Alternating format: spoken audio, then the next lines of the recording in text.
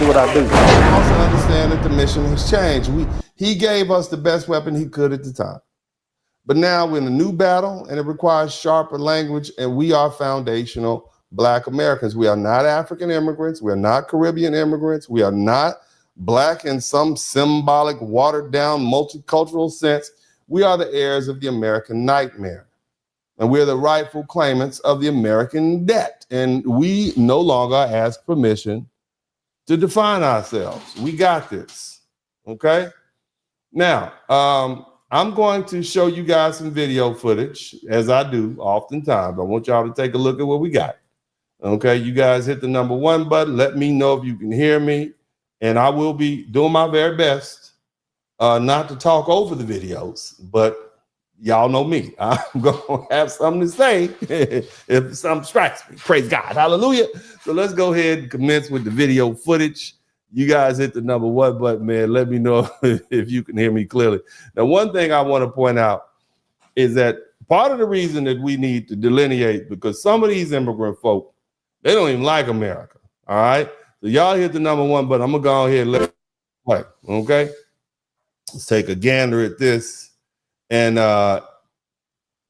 if you can hear it, I'm going to let it play now. Parents and their Boom, bada, bing. Let me see. All right. Okay, here we go. And they hear the stories of their parents. Now, this fella's a Hispanic fella, and he's talking about the general immigrant experience. Okay? And when I say the general immigrant experience, he's going to tell you what immigrants really think. Unlike foundation. There's people that came to this country illegally at a point, and they never embraced America. They never cared for it. They were here to make money and send money back. Right. They ended up staying here and having children in the U.S. Most of these immigrants are here to make money and leave. That's what they're here to do. So as their children grew up in the U.S., they never taught them to love this country. Now those kids who are U.S. citizens because they were born here have grown up with that anger towards the U.S., and every time something happens, they got to use their race as a crutch and say it's because you're racist. Oh. And they hear the stories of their parents and their grandparents of how great life was in Mexico. Yeah. And that also they've never been to Mexico. Ghana and these other places. And if they have, it's been for little vacations. They don't understand what it is like your power went out, or your Wi-Fi doesn't work. Right. Or the toilet ain't working, which would have been a disaster for me today. Let's just clear that up. Full circle. Thank you, Art. Would have been a disaster. All they know is their parents told them everything was great over there. Right. And then they look into their own, prison history of, the Aztlan overtake. Yeah. And how this land was theirs. And then when you tell them it was bought and paid for by the U.S. after the Mexican-American War, and they say it was forced. Dude, let me tell you something. If I'm in a war with you and I want to take your land, right, and I just whoop your rear end from the north of California to the southern tip of Arizona, I'm not paying you for the land. All right, so this gentleman gave us some good points. A lot of immigrants who come to this country, they don't love America. They always know they have an opportunity to go back home. It's like a man that has a bunch of different women. If he always knows that he can go back home, then he's not necessarily going to be loyal to that one woman. He's not going to put it all in. Foundational Black Americans, we understand we don't have anywhere else to go. And so because of that, we're all in, okay? We are all in, we're all with it. And we know we have to make the best of the situation that we're in. And so because of that, we fight for America. We fought in every major war. We fought in all the skirmishes. We fought to defend it, even defend its rights, even when in situations we didn't have all the rights that we were fighting for. Shout out to Intricately Tangled. Thank you so much, sweetheart. Thank you. Keep talking over the videos. I'm here. So you like your man ghetto and loud. I don't go to the movies with me. I will out talk. Can you see that? Don't go in that room. Yeah, but anyway, I got to cut that out, man.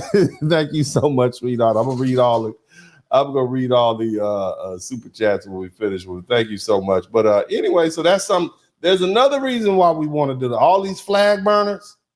We didn't burn flags when we were out there protesting.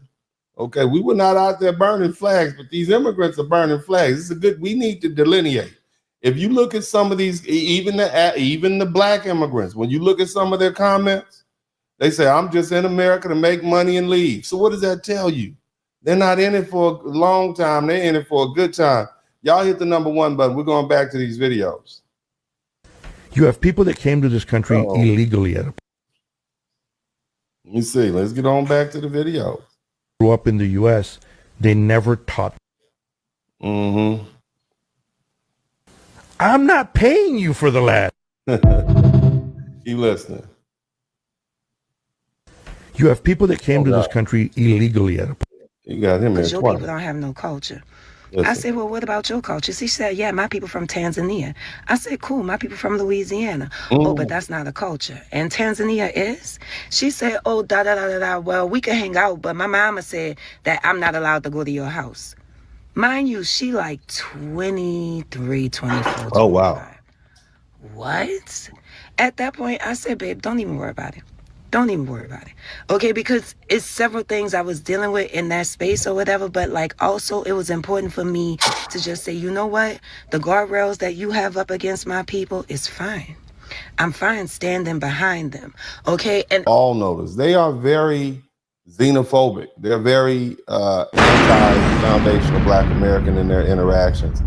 And it comes out when they get real comfortable. Okay, keep listening. Weird because y'all have all types of names for us as Black Americans. But to be honest with you, we don't have no cultural name. We don't have no cultural slang to describe Africans. No. So it speaks a lot about us as a people versus them. And I'm going to say this until I'm blue in the face. In Africa, it's cool to do the tribalism.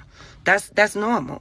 Okay, Nigerians versus Ghanaians. Okay, this group versus that group or whatever. Like, we have large populations or whatever and cultural identities just like them. The only difference is theirs are called countries and ours are called states. Black Americans don't beef with each other like that. We don't go, oh, I'm Black and you from Tennessee and I'm from Nashville, square up. Nah. Okay, our Black is unified across the board. So coming into contact with groups who are not unified and pull you into their diasporic stereotypes was really a very jarring canon event for me. It's something that I know I should be able to move forward from it. And I know that not all diasporic groups that are non-American feel this way, but you got to understand or whatever, like we have been treated like this en masse. And we are also expected to forgive and share our freedom. Yeah. Now, I want to hit something, and I want my foundational Black American brothers and sisters come to the front of the room. I want you to understand something. See, it's not just over there in Africa. If you ever talk to some of these Caribbean people, the Jamaicans and the Trinidadians have had an ongoing beef for decades. I don't think any of them like the Haitians, okay? And then you have the Bajans and all the rest of these folks. All these people that are Black, that for the most part sound the exact same to most foundational Black Americans, they all have this intra-Caribbean beef. And the same goes over in Africa. Now, here is the luxury that they have that we don't have, which gave rise to this cultural phenomenon. They have the luxury of living in countries where they are in the majority numbers. They're predominantly and majority Black, or most of the Jamaicans are ethnically Black or of African descent. We know the Haitians are ethnically Black and of African descent. Same thing goes for the Ghanaians and the Nigerians. So they don't put race first. See, they don't put race first. They put tribe first. They put nationality first. Here in the United States, being a very small population of roughly 9%, and I'm talking about solely the foundational Black Americans, even though there are 45 million people of African descent in this country, about 25% are Caribbean and of African descent, direct African descent. In other words, they're first or second generation Caribbean or African. So it's only about 75% foundational Black Americans in the United States. Nevertheless, our culture is one where we put our ethnicity first, because this is a response to the environment that we are in. We recognize that white folks, when they're practicing their anti-black racism or anybody else, they don't care if you are from Texas or Tennessee. They don't care if you are from California or Kalamazoo. You're still black. So a cultural adaptation of that is we have this unity, and our culture is one where we come together, and we are totally, look, you can meet a sister from one part of the country and another part of the country, and they're totally different tastes. One might like sushi, one likes soul food. But when it comes to defending and coming together against anti-black racism, we are all on the same page. That is one of our cultural adaptations. For you folk who say that we don't have culture, that is one of our cultural adaptations. And for anybody who knows anything about culture, culture is designed to help the people get from one generation to the next. If your culture is broken, then your people die off. Then your culture is defective. It is the programming. Like, we are computers, and it is our programming. So we can be totally doing something else, but we will come together against some anti-black racism. Everything that we are about is designed to make sure we can live. So when it comes to how we interact, we are black first. Okay, foundational Black Americans see black first. We don't see location or locality or nationality. And so when they come over here and say, "Well, I'm from Trinidad, I'm from Caribbean," we like, "No, you're an N-word too, just like the rest of it. You will learn soon enough."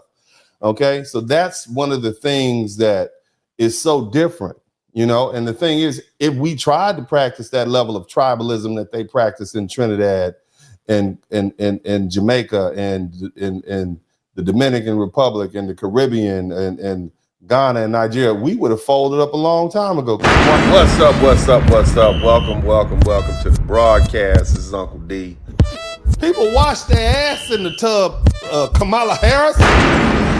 You would tune in to Uncle D. D's Black Man Talk. Pull up, homie, take a seat. Don't be a shadow watcher every day. You learn something, then you earn something. Let them know and drop some money in the plate.